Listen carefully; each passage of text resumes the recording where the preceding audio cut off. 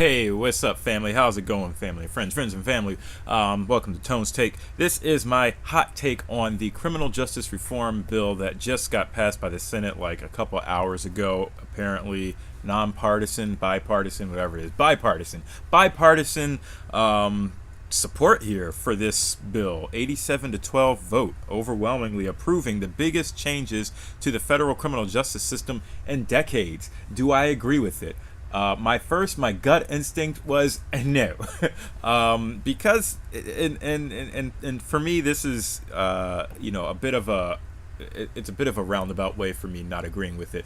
I believe that we should be doing a lot more upfront to ensure that people don't end up in the prison system, like education reform, like providing a lot of the things that this first step bill is providing to imprisoned individuals should actually be getting provided to people that are in the school system now, that the school system is failing right now, that many of our government organizations are failing right now by allowing people to find their way to drugs, do drugs, get drug offenses, and end up in jail. Like, let's focus on that part before we get to this. So I don't agree with this because I feel like the Senate and really our government in general should be focusing their efforts in other areas and not on allowing offenders that are already in jail for doing wrong to somehow get out of jail earlier. I believe that there should be more work to make sure that more people don't end up in jail and just cut the pipeline off at the start.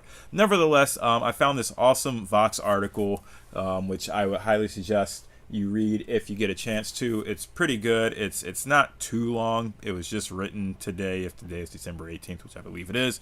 But yeah, some of the highlights are that this would only affect folks that are in federal prisons. The U.S. prison population, the jail and prison population, according to this Vox article, is 2.1 million. There are 2.1 million individuals who are in prison or in jail right now, and so this would only affect about 181,000 people. And apparently 180,000 people on average are released from jail for whatever reason on a daily basis. So if all these folks were actually to be released for this through this act, which wouldn't be the case anyway, but let's say all the federal imprisoned folks were to get released. Let's say they all had drug offenses.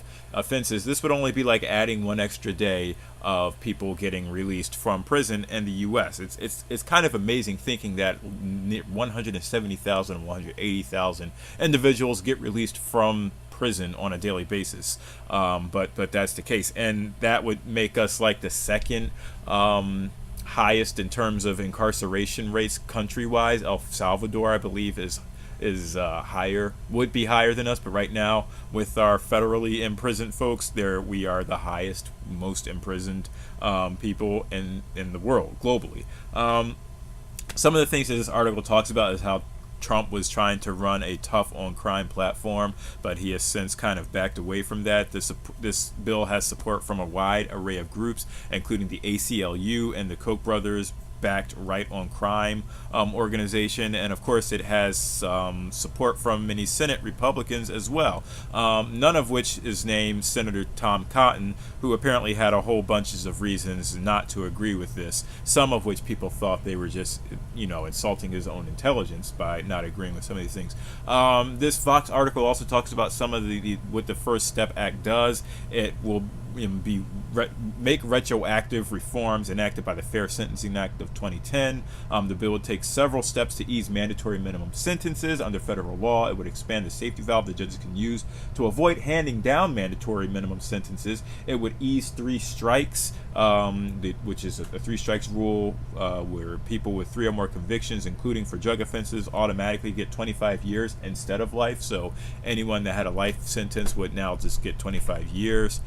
Among other changes, it would restrict the current practice of stacking gun charges against criminal offenders or drug offenders, to add possible decades to prison sentences. The bill would increase good time credits, which sounds like a lot of fun, but it's not. Basically, good time credits are things that inmates can earn. Basically, if you have a year where you are good in prison, it adds like days or weeks or reduces days or weeks from your prison sentence, your overall prison sentence. The bill increases the cap to 54 days that you can get, up from 47. allowing well-behaved inmates to cut their prison sentences by an additional week for each year they're incarcerated. The change applies retroactively as well.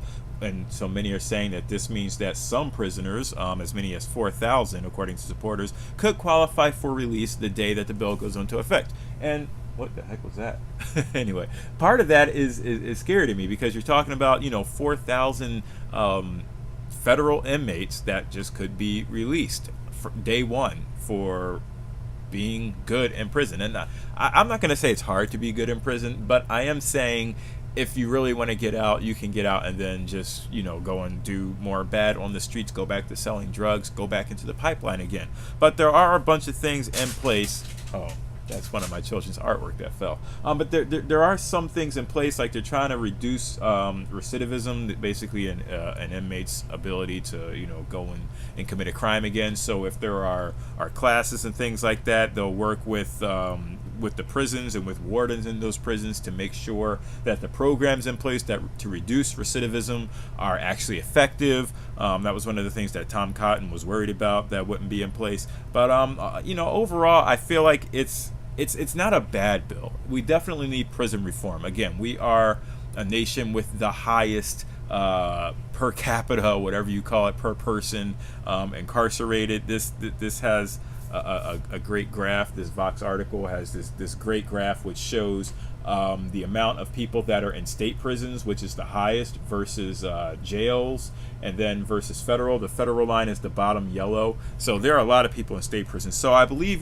this is good on a federal level, just to start to see how it works. But even then, most people that are in state prisons are there for violent offenses and not drug crimes. So this probably wouldn't ever impact them. I believe that the whole war on drugs thing is going to completely come to an end with this law coming into place. But I would love to get other people's thoughts on this. Do you believe that this is a good criminal justice reform bill? Do you think that it will be effective, and will it be used as as sort of a litmus test for state and local authorities, and looking at some of the reform bills that might come in place there? I would love to get people's thoughts on that as well. But that's all I really had. I don't agree with it, only because I believe that we should be doing more to just cut the pipeline off. This is a good start. I'm not sure where it'll go and if it will lead to more crime. There's a lot of research that says keeping people in jails longer actually increases crime rates. I did not read that research, but it does seem a little bit backwards. But I guess the thought is, the longer you spend in a jail cell, the more you learn pretty much how to be a criminal, because you're surrounded by other criminals, and so you just end up feeding off of that. And then when you get released, you're like this hardened criminal. Whereas if you go into a jail or a prison and then you're worked through a system where you're taught how to be better, taught how to do things differently, stuff like that, then that should actually help you out, get out sooner. But another thing is, and I saw this, someone made a comment, how about getting rid of the provision that companies should be able to allow you to, or force you, companies force you to say if you have a history of felonies or whatever, because that keeps people from getting jobs, and that forces people to go back into a life where they are committing crime. So there are a lot of things in here that I don't believe were covered in this bill. So there are a lot of things that, of course,